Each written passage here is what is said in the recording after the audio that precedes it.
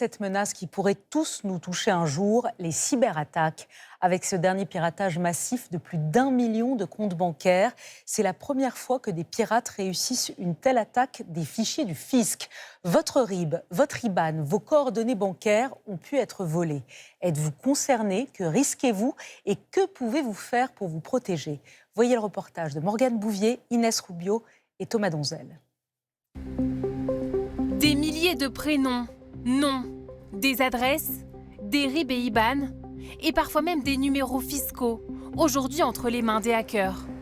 Au total, ils ont dérobé les informations concernant 1 200 000 comptes en banque.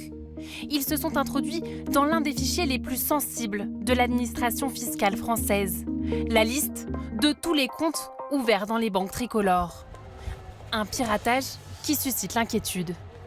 Moi, j'utilise ma carte, j'ai peur qu'on utilise mes données, qu'il ne me reste plus rien, quoi, tout simplement. Ça m'inquiète parce que les hackers font de plus en plus d'attaques parce qu'ils se perfectionnent. Nous faisons des économies, on n'a pas envie qu'ils disparaissent comme ça.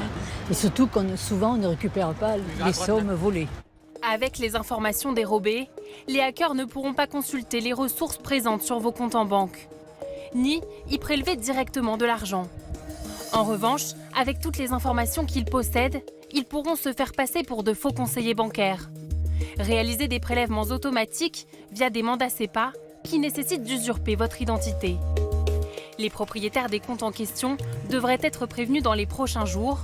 En attendant, la Fédération française bancaire appelle à la plus grande vigilance. Vous pouvez être contacté par toutes sortes de moyens. Le conseil, dans ces cas-là, quel que soit le moyen, que ce soit par téléphone, par Internet, ne donnez jamais vos données. Ni code, ni identifiant, ni mot de passe. Comment un tel piratage dans ce fichier ultra sensible a-t-il pu avoir lieu? La ministre des Comptes publics n'a pas souhaité répondre, mais reconnaît une certaine défaillance à demi-mot. Nous devons une vigilance renforcée et nous devons une transparence totale à chaque fois que malheureusement, nos systèmes n'ont pas complètement fonctionné.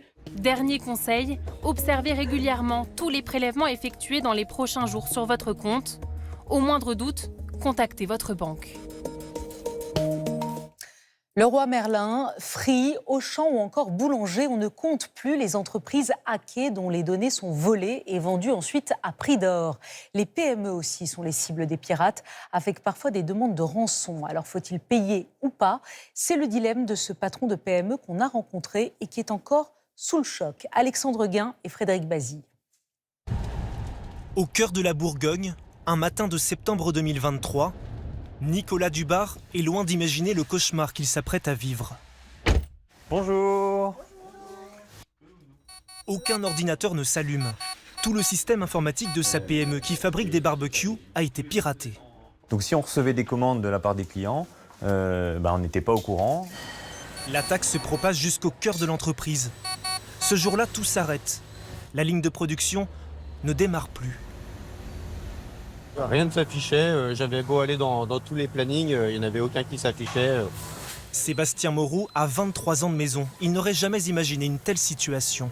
On ne peut pas croire qu'une petite PME va être impactée. Des grands groupes, oui, mais on a l'impression que c'est que dans les films que l'on voit ça et pas dans une entreprise de 50 personnes, c'est pas possible.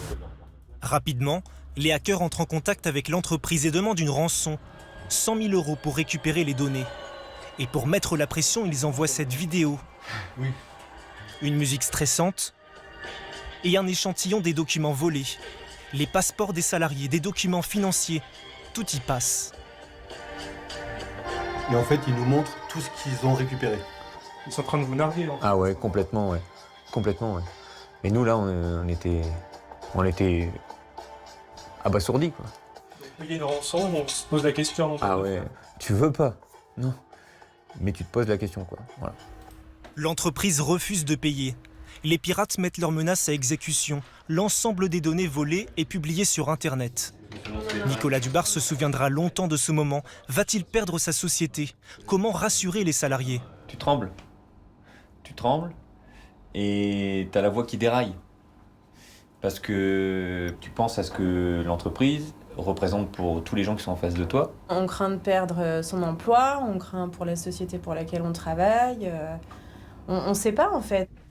Seule solution, reconstruire l'ensemble du système informatique. Son assurance lui envoie des spécialistes pour intervenir en urgence, établir des protections, récupérer toutes les données possibles. Facture finale, 200 000 €.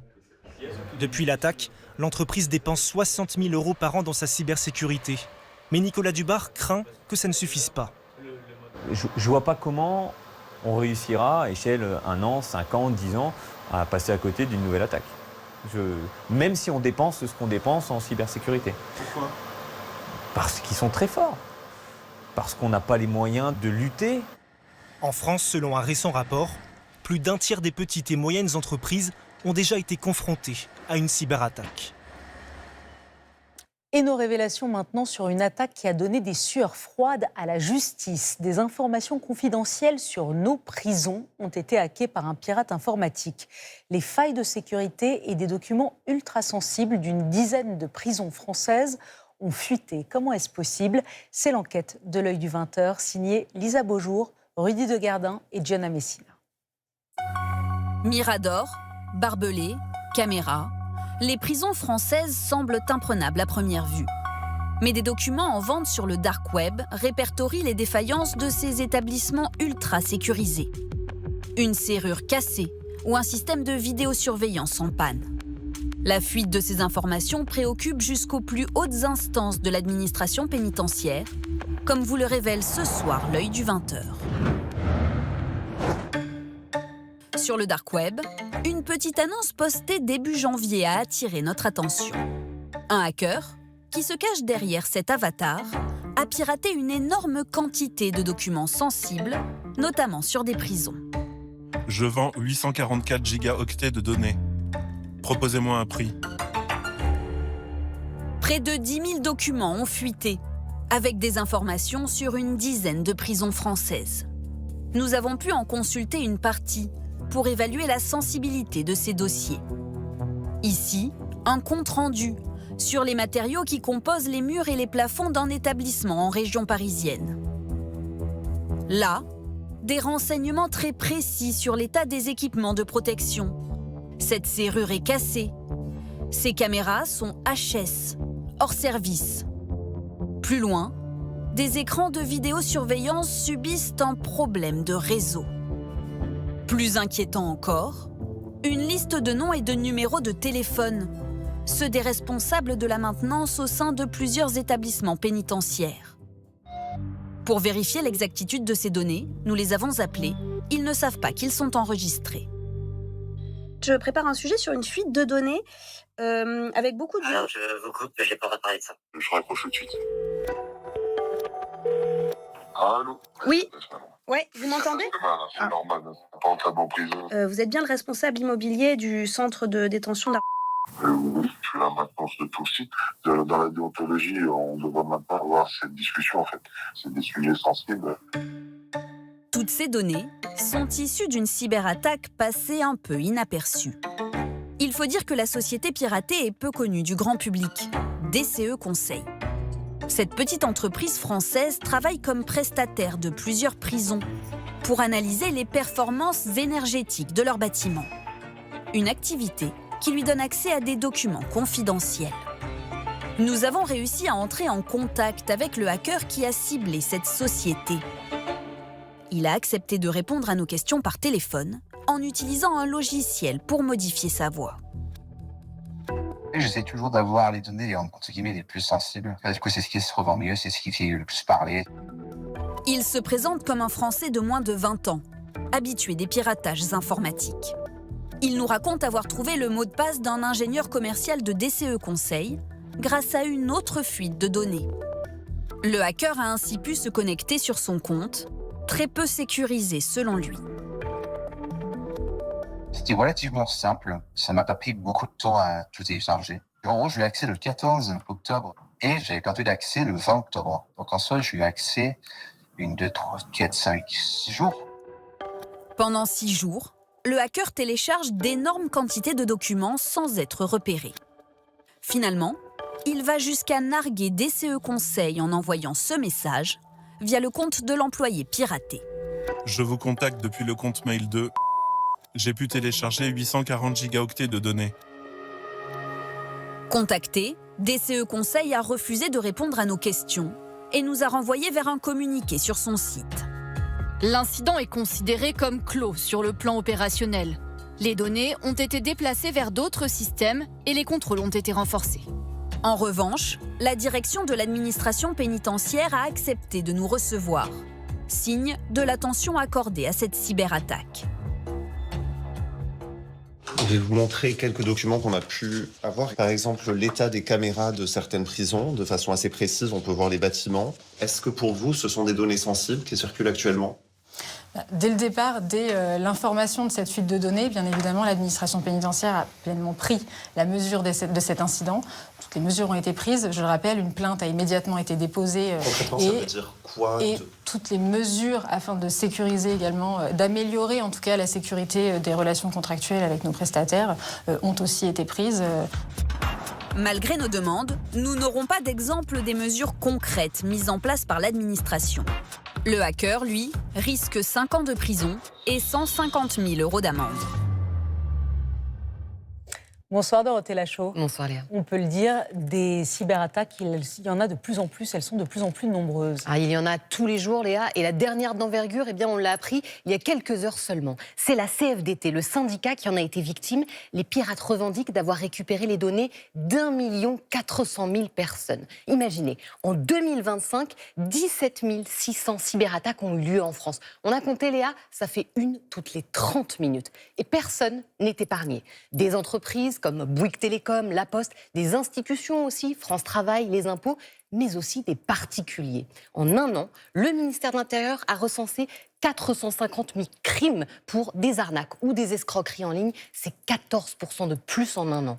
En 2025, la France était même le 2e pays le plus attaqué au monde, derrière les États-Unis. C'est incroyable, vraiment. Et elles coûtent cher, ces cyberattaques ? Ce sont des sommes absolument colossales et des sommes qui explosent. Regardez, en 2016, la cybercriminalité avait coûté un peu plus de 5 milliards d'euros à la France. Eh bien, 8 ans plus tard, c'est 100 milliards d'euros. C'est 20 fois plus. Évidemment, entre l'interruption de son activité, le paiement éventuel d'une rançon, on l'a vu, et la restauration de ses systèmes informatiques, une entreprise victime de hackers perd en moyenne 5 à 10% de son chiffre d'affaires annuel. Merci à vous, Dorothée Lachaud, pour ces précisions. Et il faut savoir qu'aucun pays n'est à l'abri. Une cyberattaque d'une ampleur considérable a frappé cette semaine la compagnie ferroviaire allemande Deutsche Bahn, perturbant totalement le système de réservation des billets. Une enquête a été ouverte. Reportage en Allemagne de Lionel Feuerstein et Brice Boussoir. Le Kremlin a-t-il visé hier et avant-hier la Société nationale de chemin de fer allemande, Deutsche Bahn ? Mardi et mercredi, son site internet d'information et de réservation en ligne a été victime d'une cyberattaque massive. Des heures de paralysie et une billetterie totalement bloquée. L'ampleur de l'attaque est considérable. Elle visait spécifiquement la Deutsche Bahn et s'est déroulée par vagues. Nos mesures ont permis de minimiser l'impact sur nos clients. Pour les experts, il s'agit d'une opération de piratage surnommée DDoS pour déni de services distribués. Derrière ce jargon, une méthode qui consiste à saturer un serveur informatique de requêtes pour provoquer sa panne. Ce piratage surcharge les systèmes à tel point que votre demande ne peut plus être traitée. Ces attaques visent principalement à montrer notre vulnérabilité et à susciter la peur. Selon des experts en cybersécurité, la méthode pourrait être celle de hackers qui agissent au service de la Russie, appelée NONEM 05716. Un groupe impliqué dans d'autres opérations similaires en Europe. Il s'agit d'une bande de hackers qui n'a pas besoin de grandes connaissances en informatique. Et pourtant, ils ont été capables d'attaquer de grandes entreprises de cybersécurité danoises. C'est une campagne hybride d'envergure menée par la Russie. En tout cas, cette fois, même s'il n'y a pas eu de danger direct pour le trafic, les usagers se disent peu rassurés. Oui, bien sûr, ça fait peur. C'est une menace invisible. Il n'y a pas que les trains, tous les secteurs sont vulnérables. Si une guerre arrive, elle se fera probablement par le biais de cyberattaques. Pour l'instant, les autorités allemandes refusent de s'exprimer sur l'enquête. La Deutsche Bahn, elle, se dit rassurante et affirme que désormais tous ces systèmes sont opérationnels.